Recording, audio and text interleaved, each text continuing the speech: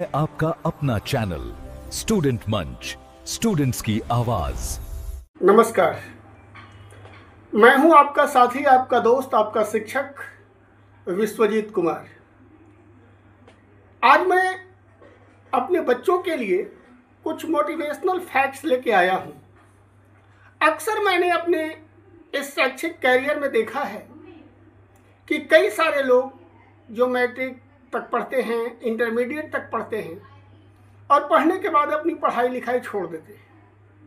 बाद में जब हमें मिलते हैं तो 100 मजबूरियां गिनाना शुरू कर देते हैं। तो उनकी कुछ जो मजबूरियां हैं, उन मजबूरियों के साथ कुछ प्रेरणादायक टिप्स लेकर मैं यहाँ उपस्थित हूँ कि आप उन मजबूरियों से कैसे जीत सकते हैं, कैसे आप उन मजबूरियों को हराकर अपने जीवन में आगे बढ़ सकते हैं और अपना मुकाम हासिल कर सकते हैं। सबसे पहली चीज जो आम लोग ये कहते हैं, जो अपने जीवन में असफल होते हैं, वो प्रायः यह कहते सुने मिलते हैं कि मुझे उचित शिक्षा लेने का अवसर नहीं मिला, मुझे पढ़ाया नहीं गया, मुझे अच्छी शिक्षा लेने का मौका ही नहीं मिला। तो भाई, अच्छी शिक्षा लेने का अवसर तो फोर्ड मोटर्स के मालिक हेनरी फोर्ड को भी नहीं मिला था, लेकिन उसने फोर्ड मोटर नाम की एक ऐसी कंपनी स्थापित की जो इस दुनिया के लिए मिसाल है। आपको पढ़ने का अवसर नहीं मिला, हेनरी फोर्ड को भी पढ़ने का अवसर नहीं मिला था। आपने क्या किया? हेनरी फोर्ड ने इस दुनिया का सबसे बड़ा मोटर यान कंपनी स्थापित कर दिया। दूसरा जो सबसे बड़ा फैक्ट सुनने में आता है कि मैं अत्यंत गरीब घर से हूं। भारत के राष्ट्रपति एपीजे अब्दुल कलाम आजाद, वो भी गरीब घर से थे। अमेरिका के राष्ट्रपति अब्राहम लिंकन, वो भी गरीब घर से थे। Sir Isaac Newton, Thomas Alva Edison, ये सब गरीब घर से थे। आपके पास गरीबी नहीं है, आपकी गरीबी एक बहाना है और आप उस बहाने को भुना रहे हैं। तीसरा जो सबसे महत्वपूर्ण बहाना हमें सुनने को मिलता है कि बचपन में ही मेरे पिताजी का देहांत हो गया था, हम करें तो क्या करें, बचपन में ही हमारे पिताजी इस दुनिया से चल बसे थे। तो आपने प्रख्यात संगीतकार ए.आर. रहमान का नाम सुना होगा। ए.आर. रहमान के पिताजी भी बचपन में ही गुजर गए थे। क्या उन्होंने अपना नाम रोशन नहीं किया? क्या उन्होंने दुनिया को नहीं दिखाया? ए.आर. रहमान के पिताजी बचपन में गुजर गए थे, उन्होंने इस देश में कीर्ति कमाई। आपके पिताजी बचपन में गुजर गए तो आपने युद्ध लड़ना ही छोड़ दिया।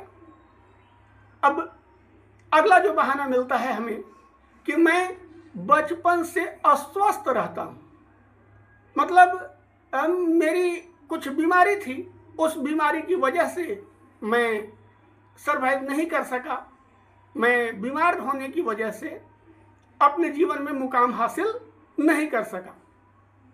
तो आपको बता दूं कि ऑस्कर पुरस्कार विजेता मर्ली मैकलिन भी बचपन से बीमार रहती थी, लेकिन उन्होंने अपने ऊपर कभी बीमारी को हावी नहीं होने दिया। फिर आप अपने ऊपर अपनी बीमारी को हावी क्यों होने देना चाहते हैं? अगला जो बहाना मिलता है कि मैं साइकिल पर घूमकर आधी जिंदगी गुजार दी, हम क्या करते हैं?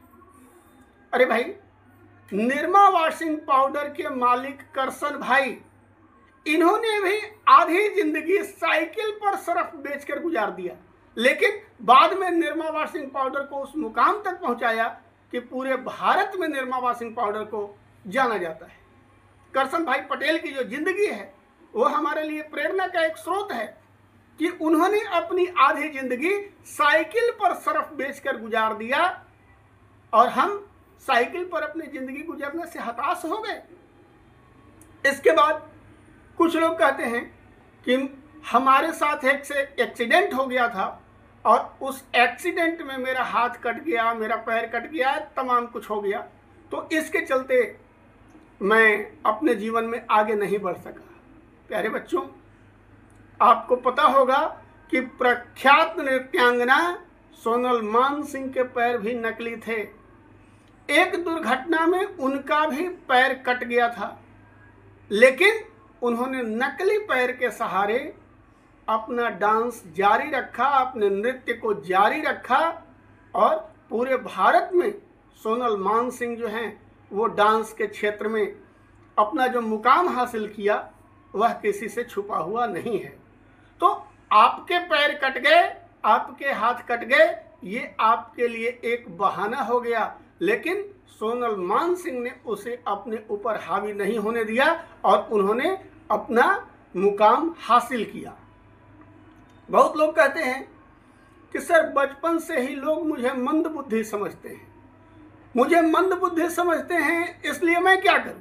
अरे भाई, मंदबुद्धि तो बचपन से लोग थॉमस अल्वा एडिसन को भी समझते थे। उन्हें स्कूल से हटा दिया गया था मंदबुद्धि होने की वजह से, लेकिन थॉमस अल्वा एडिसन ने फिजिक्स के क्षेत्र में, विज्ञान के क्षेत्र में 3 बड़े आविष्कार देकर इस दुनिया को दिखा दिया कि मंदबुद्धि कहने से कुछ नहीं होता है। हमारे पास जो शक्ति है, मैं दुनिया में नाम और ख्याति कमा सकता हूं। और उन्होंने बल्ब का आविष्कार किया, उन्होंने ग्रामोफोन का आविष्कार किया, ऐसे कई आविष्कार करके उन्होंने दुनिया को यह दिखा दिया कि थॉमस अल्वा एडिसन मंदबुद्धि नहीं है। बहुत लोग कहते हैं कि मेरे ऊपर बचपन से ही परिवार की जिम्मेवारी थी, मेरे ऊपर छोटे भाई बहनों को पढ़ाने की जिम्मेवारी थी, उन्हें खिलाने की जिम्मेवारी थी। ये बहाना है। आपको पता होगा कि लता मंगेशकर, स्वर कोकिला लता मंगेशकर के ऊपर भी बचपन से ही अपने परिवार की जिम्मेवारी आ गई थी, लेकिन उन जिम्मेवारियों का निर्वहन करते हुए भी उन्होंने अपने आप को उस मुकाम पर पहुंचाया। आपसे लता मंगेशकर का नाम छुपा हुआ नहीं है। तो ये जो है एक मिसाल है कि जिनके ऊपर बचपन से जिम्मेवारियों का बोझ आ भी गया है, तो वो जिम्मेवारियों के बोझ तले अपने सपने को नहीं दबाए और उन्होंने अपने जिंदगी में ऊंचे मुकाम हासिल किए। इसलिए ये कहना बंद कीजिए कि मेरे ऊपर बचपन से जिम्मेवारियां आ गई थी, इसलिए मैं कुछ नहीं कर सका। बहुत सारे लोग ये कहते मिलेंगे कि हम चाह कर भी क्या कर सकते हैं, मैं तो एक छोटी सी नौकरी करता हूं। अरे भाई, मिसाल है, रिलायंस इंडस्ट्रीज के मालिक धीरू भाई अंबानी भी बहुत छोटी सी नौकरी करते थे। वो पेट्रोल पंप पर तेल बेचा करते थे। पेट्रोल पंप पर तेल बेचकर वो अपने परिवार का गुजारा करते थे। लेकिन आज रिलायंस इंडस्ट्रीज इतनी बड़ी इंडस्ट्री हो गई है कि उसकी हल्की सी चाल पूरे निफ्टी पर भारी पड़ती है, पूरे शेयर बाजार पर, भारतीय शेयर बाजार को प्रभावित करता है। आप उनसे छोटी नौकरी तो नहीं करते होंगे, इसलिए ये एक बहाना है कि मैं एक छोटी सी नौकरी करता हूं। रिलायंस के मालिक धीरूभाई अंबानी बहुत छोटी नौकरी करते थे, लेकिन उन्होंने इतने बड़े मिसाल को कायम किया कि आज सब लोग, भारत ही नहीं बल्कि पूरा विश्व रिलायंस इंडस्ट्रीज को जानता है। अब एक जो बड़ी चीज सुनने के लिए मिलता है कि मेरे पास आइडिया तो बहुत अच्छा है, लेकिन हमारे आइडिया को कोई सपोर्ट नहीं करता है। मैं तो ये करने का आइडिया रखता हूं, ये बहुत अच्छा आइडिया है। भाई, आपका आइडिया है तो आप प्रयास कीजिए। हो सकता है 1, 2, 4, 10, 100 प्रयास में आपको असफलता मिले, कोई बड़ी बात नहीं है। क्या आपको पता है कि ये जो फोटोकॉपी मशीन है, जेरोक्स मशीन, इसके आइडिया को भी 561 कंपनियों ने अस्वीकार कर दिया था। 561 कंपनियां फोटोकॉपी के आइडिया को अस्वीकार कर दी थी। उनका ऐसा मानना था कि ये फोटोकॉपी हो ही नहीं सकता, एक कॉपी का दूसरा कॉपी कैसे होगा।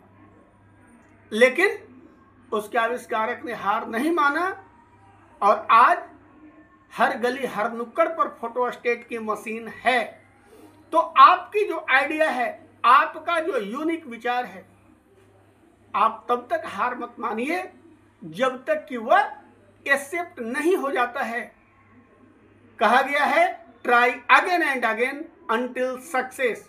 इसलिए बहाने नहीं, सफलता के रास्ते खोजिए। आप अगर बहाने बनाएंगे तो बहाने आपके साथ होंगे। अगर आप सफलता के रास्ते ढूंढेंगे तो सफलता आपकी कदम चूमेगी। बाबा साहब डॉक्टर भीमराव अंबेडकर। आपका अपना चैनल स्टूडेंट मंच, स्टूडेंट्स की आवाज।